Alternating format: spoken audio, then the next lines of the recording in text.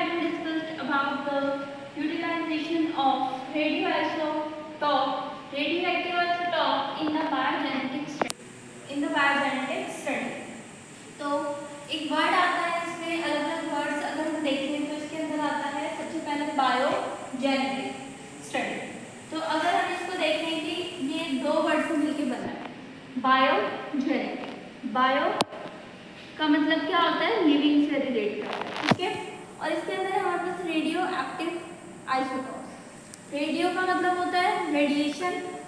ठीक है। और आइसोटॉप्स क्या होते हैं, आइसोटॉप्स क्या होते हैं, आइसोटॉप्स जो होते हैं इसका अगर हम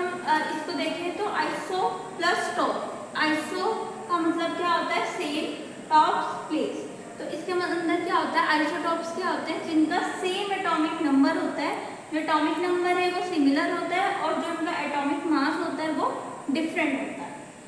तो अगर इसकी बात करें, जो आइसोटॉप्स होते हैं वो भी दो टाइप से होते हैं, एक होते हैं हमारे पास स्टेबल, एक होते हैं हमारे पास अनस्टेबल। जो अगर हम रेडियो एक्टिविटी की बात करें कि यहाँ पे इनका क्या यूज है, तो इसके अंदर क्या आता है, जो स्टेबल होते हैं वो जो अनस्टेबल होते हैं उनको स्टेबल में कन्वर्ट होना पड़ता है पहले, फिर वो कहीं जाके एक रेडियो एक्टिविटी जो है वो अपनी शो करते हैं। अब अगर हम इन्होंने रेडियो एक्टिव को,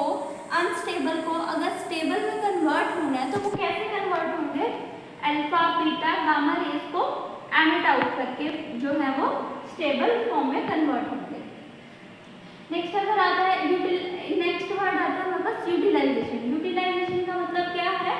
यूटिलिटी, यानी कि इसका जो क्या यूज हो रहा है हमारी बायोजेनेटिक स्टडी में, क्या यूज हो रहा है हमारे रेडियो एक्टिव आइसोटॉप्स का। तो मतलब कि सिंपल सी चीज है इसमें कि utilization of radio active isotope in the biogenetic study, ये मतलब कि क्या यूज रहता है हमारे रेडियो एक्टिव आइसोटॉप्स का बायोजेनेटिक स्टडी, ठीक है। मेनली हम इसको यूज क्यों करते हैं, द क्वेश्चन इज दैट कि क्यों, कहाँ यूज हो रहा है इसका, इसका हमारा फार्माकोग्नोसिस में यूज होता है, ठीक है, इसका सोटिक्स में यूज होता है, इसका हमारा मेडकेम में भी यूज होता है, इसको हमारे को कोई भी डिसीज है उसका डायग्नोस करने में भी यूज होता है। अब अगर हम बात करें सिंपल से कि हमारे पास क्या होता है, अगर हम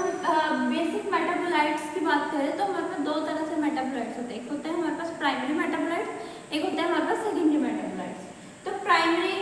जो सेकेंडरी होते हैं वो भी हमारे किससे बनते हैं, प्राइमरी से बनते हैं। तो अगर हम इसमें बात करें कि जैसे कि हमारे पास ए है,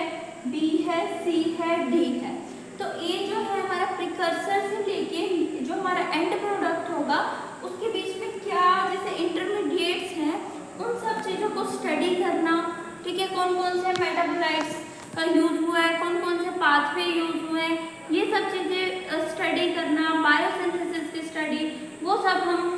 इसलिए इन सब चीज़ों को देखने के लिए ये वाली जो स्टडी है वो मेनली